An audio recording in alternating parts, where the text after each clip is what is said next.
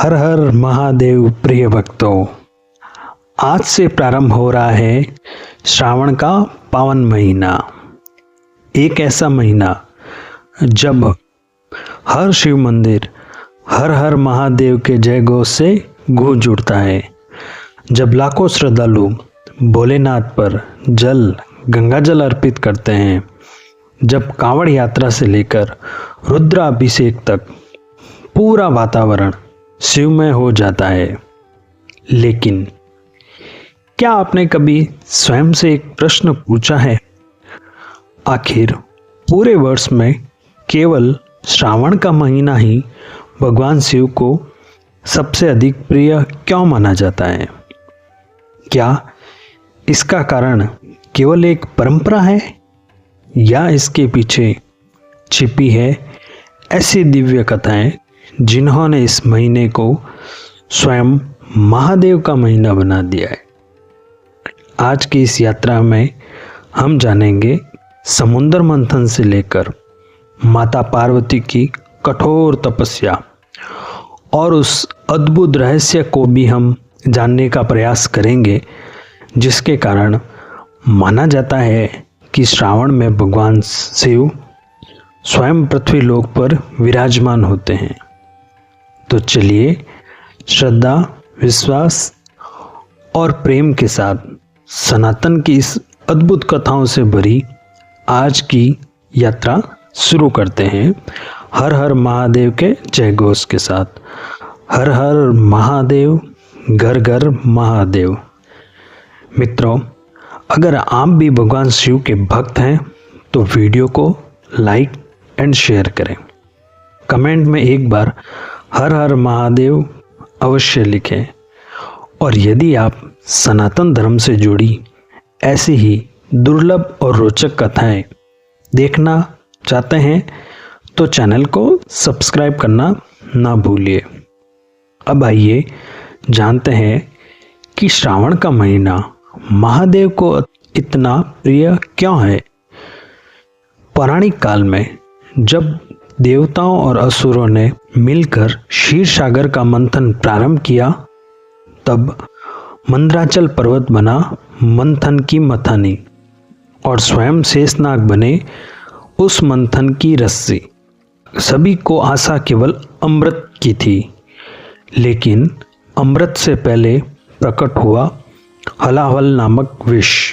वह विष इतना प्रचंड था जिसकी ज्वाला से तीनों लोग कांप उठे। नदियां सूखने लगी, वायु विषैली होने लगी। देवता, दानव, ऋषि, गंधर्व सब भयभीत हो उठे। तब समस्त देवगण और दैत्यगण एक ही आश्रय लेकर कैलाश पहुँचे और भगवान शिव से सृष्टि की रक्षा की प्रार्थना की। महादेव ने बिना एक क्षण विलंब किए समस्त विष को अपने हाथ में उठाया और संपूर्ण हलाहल का पान कर लिया। लेकिन उन्होंने विष को अपने पेट में नहीं जाने दिया, बल्कि उसे अपने कंठ में ही धारण कर लिया। उसी क्षण उनका कंठ गहरे नीले रंग का हो गया। तभी से वे नीलकंठ महादेव कहलाए। परंतु हलाहल की अग्नि अत्यंत भयंकर थी। उस दाह को शांत करने के लिए देवताओं और असुरों ने गंगा जल, यमुना जल और अन्य कई पवित्र नदियों का शीतल जल भगवान शिव पर अर्पित किया। बेल, धतूरा और अन्य शीतल पदार्थ भी अर्पित किए गए ताकि नीलकंठ के शरीर की तपन कम हो सके। मान्यता है कि यह दिव्य घटना श्रावण मास में हुई थी। यही कारण है कि आज भी करोड़ों भक्त श्रावण के प्रत्येक सोमवार और श्रावण के हर दिन भगवान शिव का जलाभिषेक करते हैं। यह केवल एक पूजा नहीं, बल्कि उस महान त्याग के प्रति संपूर्ण मानवता की कृतज्ञता है। लेकिन क्या आप जानते हैं, समुद्र मंथन की कथा से भी एक बड़ा रहस्य श्रावण से और जुड़ा हुआ है।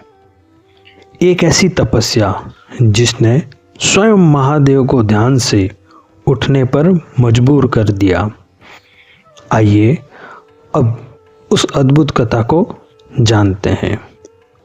पौराणिक काल में राजा दक्ष के यज्ञ में जब माता सती ने अपने प्राण त्याग दिए थे, तब भगवान शिव गहन विरक्ति में चले गए।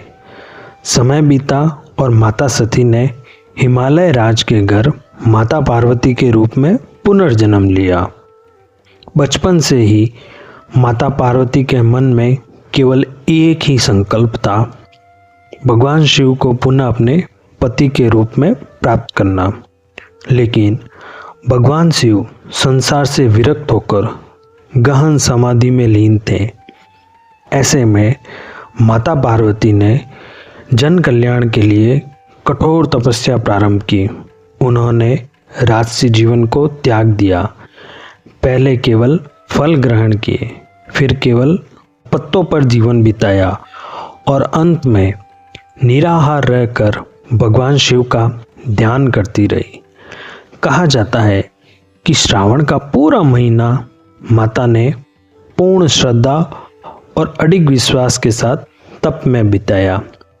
माता की भक्ति इतनी निर्मल थी कि स्वयं महादेव की समाधि भी भंग हो गई। भगवान शिव माता के सामने प्रकट हुए और बोले, हे देवी पार्वती, आपकी भक्ति ने मेरे हृदय को स्पर्श कर लिया है। मैं आपको अपनी अर्धांगिनी के रूप में स्वीकार करता हूँ। यहीं से पुनः शिव शक्ति का दिव्य मिलन हुआ। इसी कारण श्रावण का महीना विवाह योग्य कन्याओं के लिए अत्यंत शुभ माना जाता है और विवाहित महिलाएं भी अपने दाम्पत्य जीवन की मंगल कामना के लिए इस पूरे महीने भगवान शिव और माता पार्वती की आराधना करती हैं। लेकिन अभी एक और रहस्य बाकी है।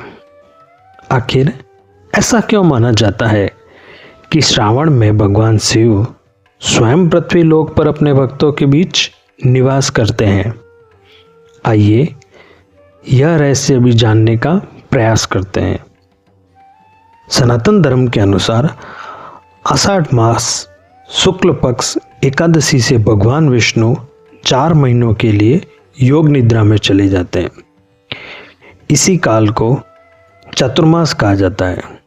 जब भगवान विष्णु योग निद्रा में होते हैं, तब सृष्टि का संचालन और उसका उत्तरदायित्व भगवान शिव संभालते हैं।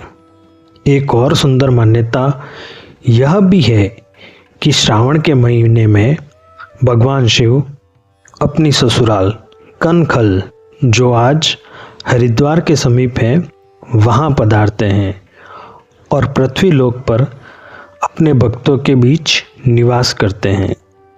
इसी कारण कहा जाता है कि श्रावण में की गई प्रार्थना अन्य दिनों की तुलना में कहीं अधिक शीघ्र भगवान शिव तक पहुंचती है।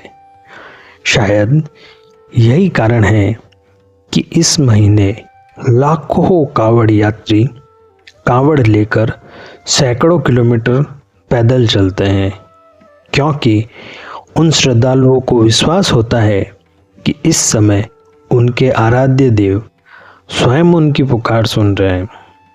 तो मित्रों, अब आप समझ ही गए होंगे कि श्रावण केवल कैलेंडर का एक महीना नहीं, बल्कि यह त्याग की स्मृति है, भक्ति की पराकाष्ठा है, प्रेम की विजय है और भगवान शिव के अपने भक्तों के प्रति असीम स्नेह का प्रतीक है।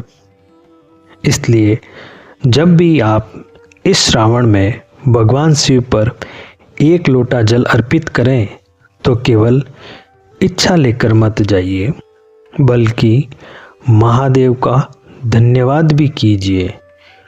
उन्होंने संपूर्ण सृष्टि की रक्षा के लिए स्वयं विष का पान कर लिया था। यदि आज की यह कथा आपको पसंद आई हो तो वीडियो को लाइक करें और अपने परिवार, मित्रों तथा अन्य शिव भक्तों के साथ साझा करें।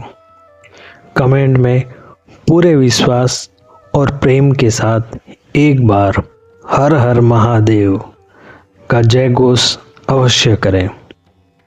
यदि आपने अभी तक हमारे चैनल को सब्सक्राइब नहीं किया है तो अभी जुड़ जाइए, क्योंकि हमारे इस चैनल पर हम सनातन धर्म, हमारे प्राचीन ग्रंथों, मंदिरों, तीर्थों और ऐसी ही दिव्य कथाओं को सरल और रोचक रूप में आपके समक्ष लाने का प्रयास करते हैं।